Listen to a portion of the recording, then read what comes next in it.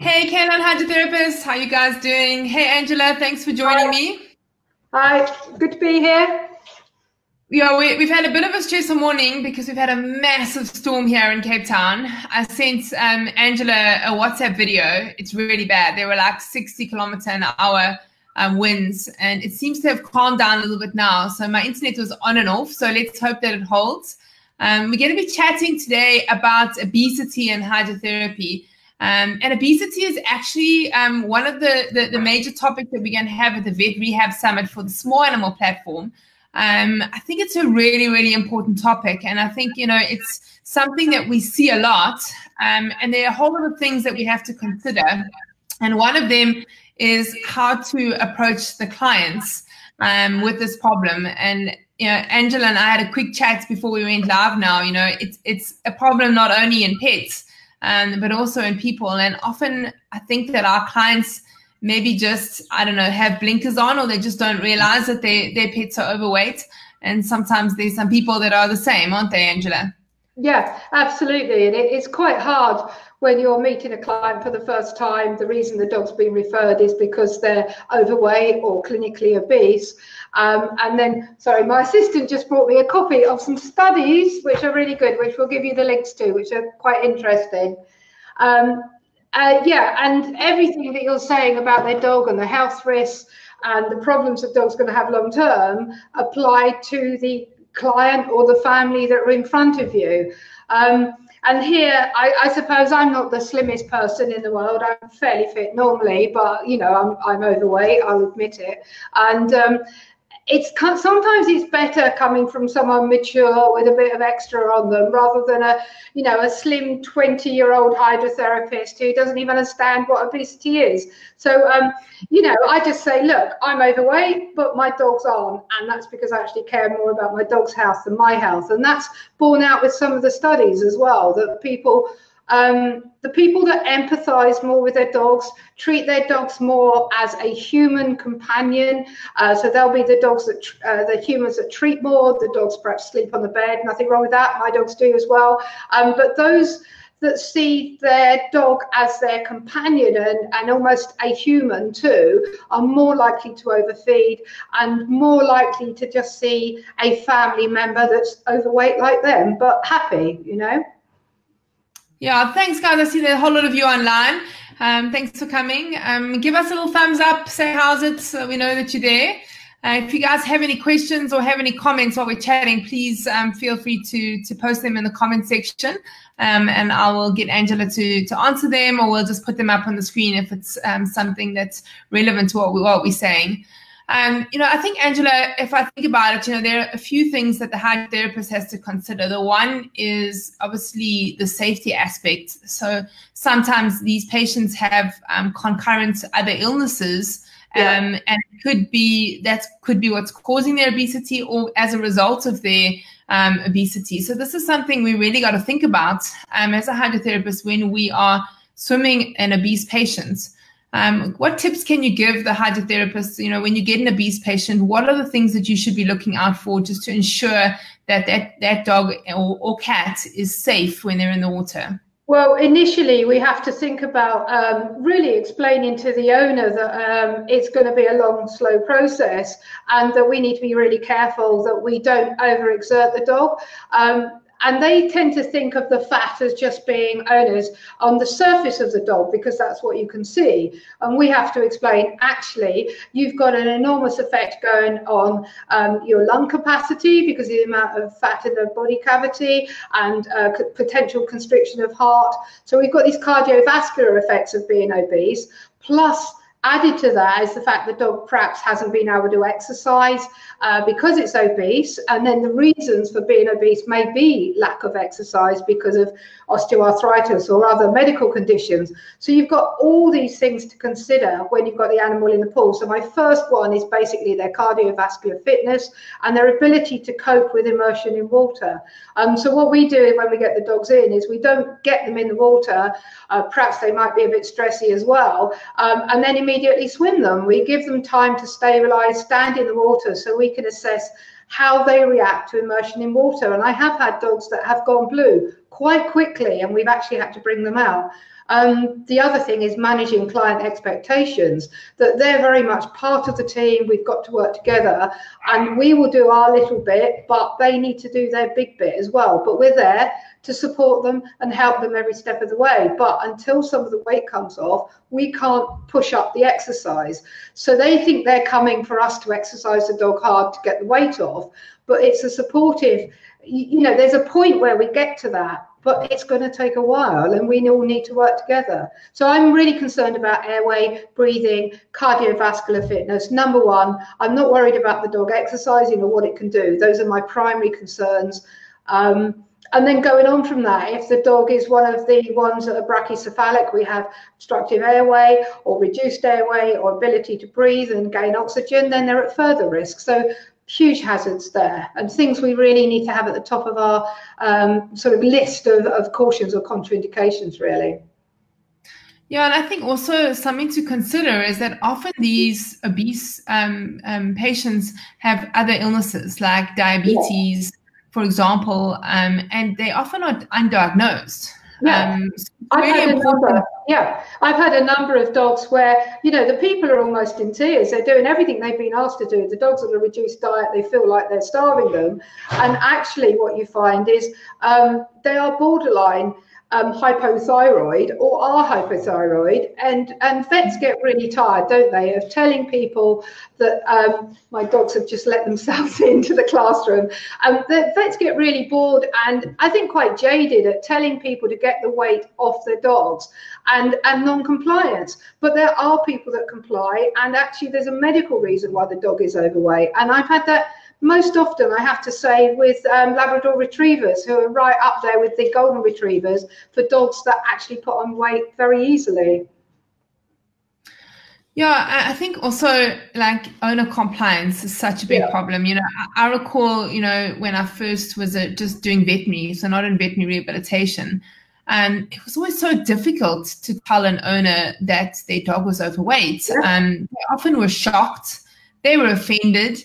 And it was really, really difficult, you know, and because they didn't accept it, they weren't often compliant. And so it was just, and then eventually when it got out of control, and then they, you know, when you started saying to them, like, your dog is actually increasing in weight now, like you can see now, you know, from if you look at the weight, then maybe when they'd get a bit of acceptance, but even then they just wouldn't comply. And for those of you guys that are following on the online pet health Facebook page, we've had a vet called Marion Lomberg. She works at Karma Vet. She has done a lot of studies in actually how to communicate with pet owners, and she's been doing a series of Facebook Lives. So guys, go and have a look there. You'll see them there in the video section. But she's actually going to be one of our lecturers at the Vet Rehab Summit, talking about how to get owners to be compliant, especially in obesity. And she's teaching us some really, really great communication skills. And I think it's something that's really needed, because we're not taught that. We're not taught how to speak to owners and get them to comply. And I, for myself, I found that very difficult. And it's often, you know, if I think about most of our patients, they have mobility issues. And because of that, they're not exercising as much as they should. And a lot of them are overweight.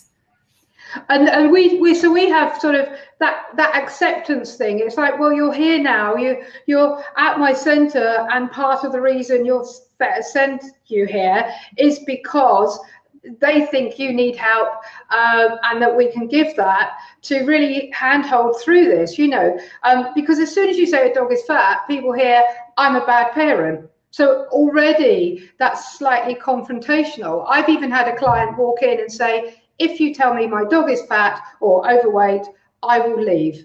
I am not having that conversation. I just want you to swim my dog. And it's like crazy stuff. No. So what we did was left it 3 sessions, tried to establish some relationship with the client, and then gently broach it, because going steaming straight in, we're not going to be helping the dog. One of the things I do is say, okay, forget the numbers, because it's so subjective.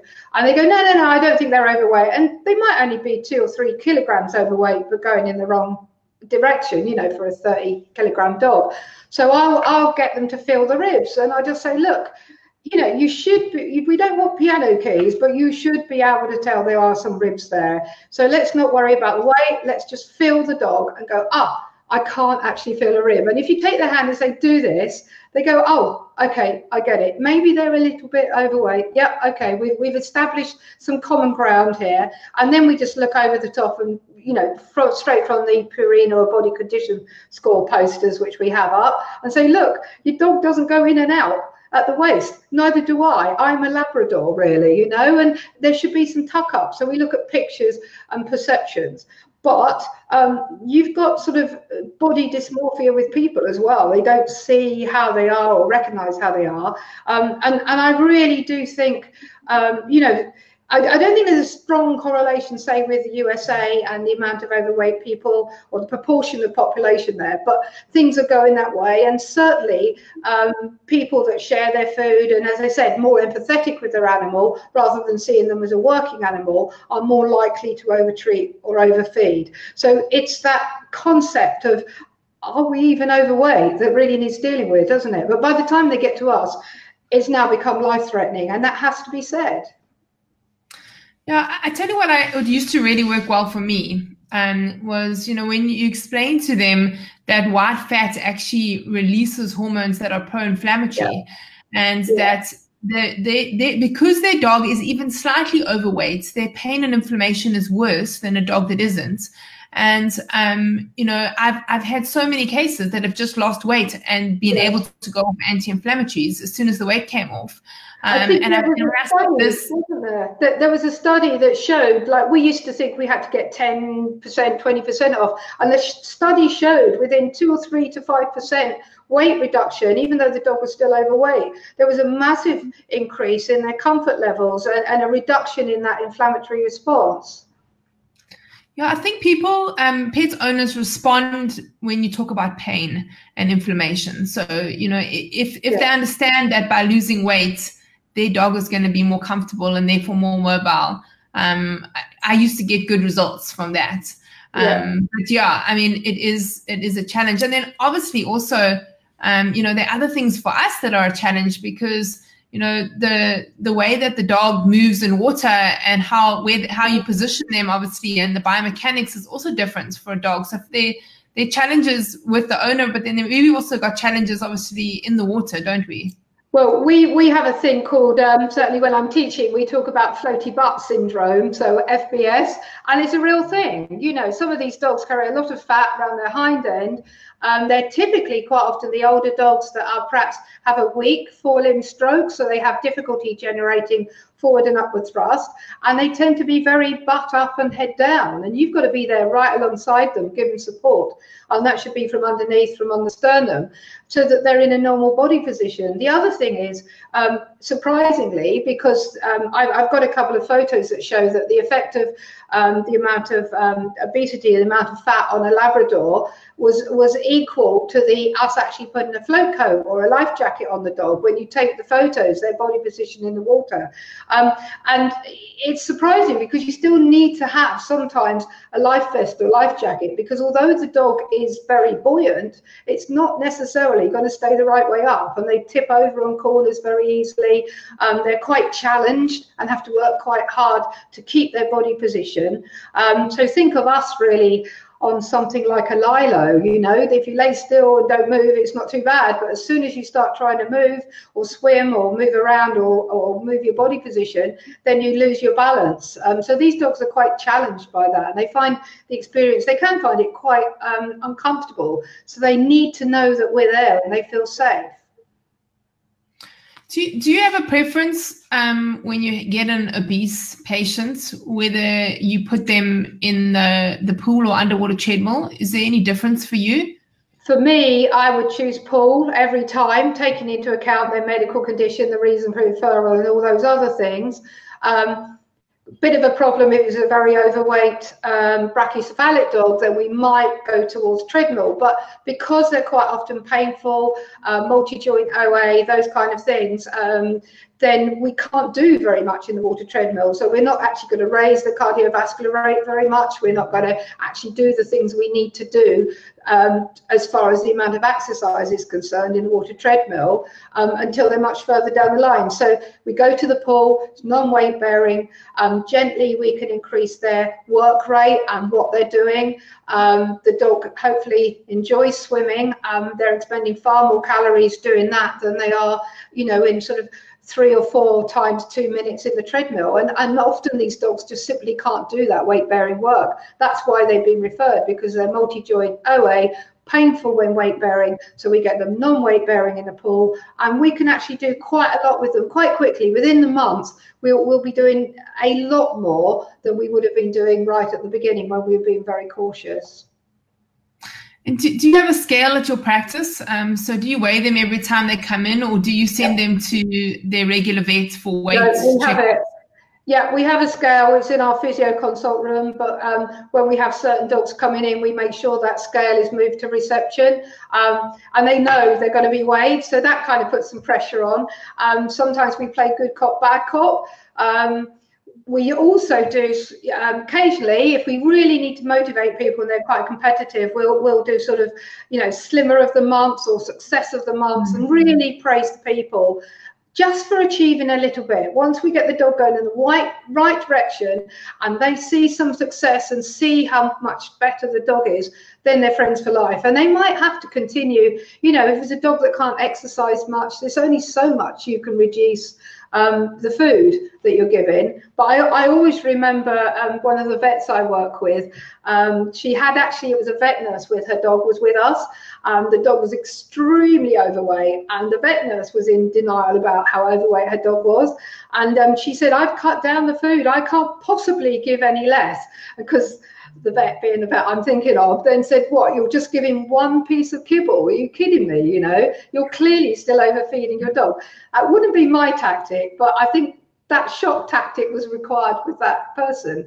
I think that's that concept as well of, you know, I'm starving my dog, but we've got such good, haven't we, diet foods now, like satiety, or, you know, sort of better bulk, so the animal doesn't feel so hungry. So we advise on that. We advise on measuring the food and then using that food for all members of the family. Any treats come out of that bag. So if you give lots of treats during the day, then there's going to be no dinner left tonight, you know. So little tricks like that can be life-changing for people about how they manage the dog. Because often you have in families, don't you, you have a feeder, everyone else is okay, but it's the grandparents or the dog sitter.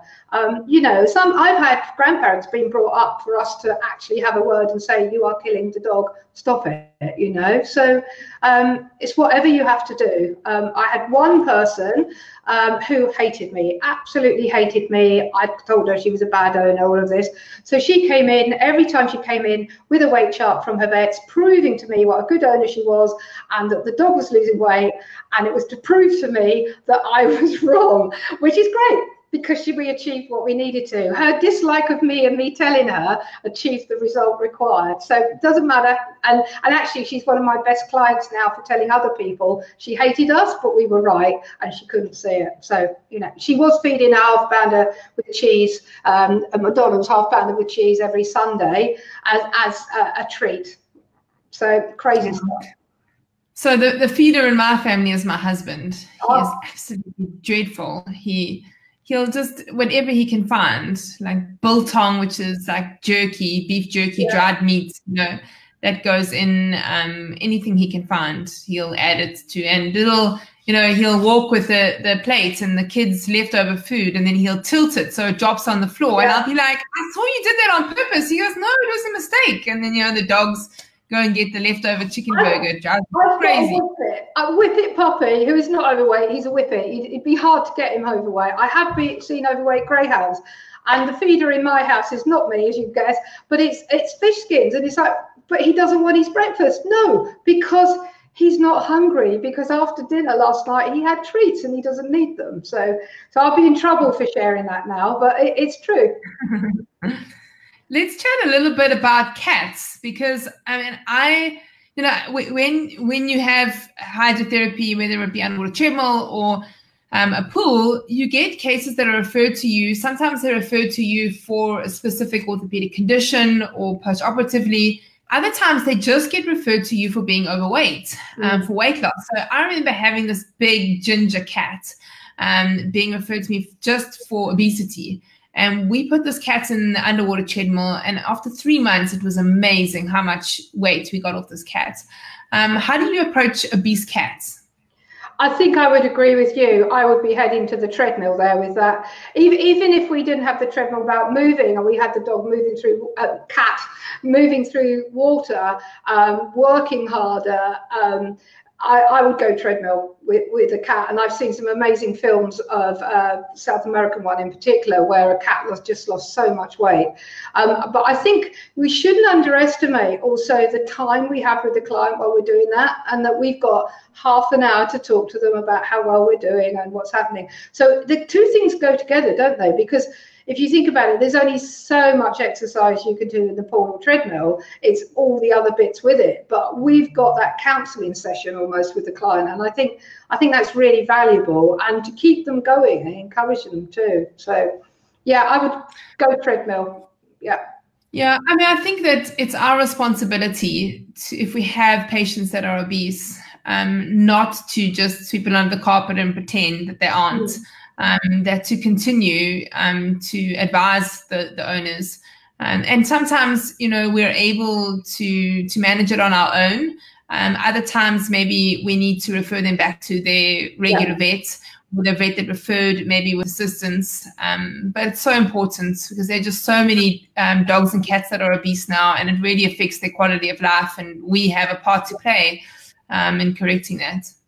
And one of the things, the conversation I have quite often actually, is, do you know what? If you're not going to actually adjust the food and what you're doing with your animal, I don't want you spending your money here, because you're wasting your money coming to us. We can't help you unless you make some changes, and that's harsh.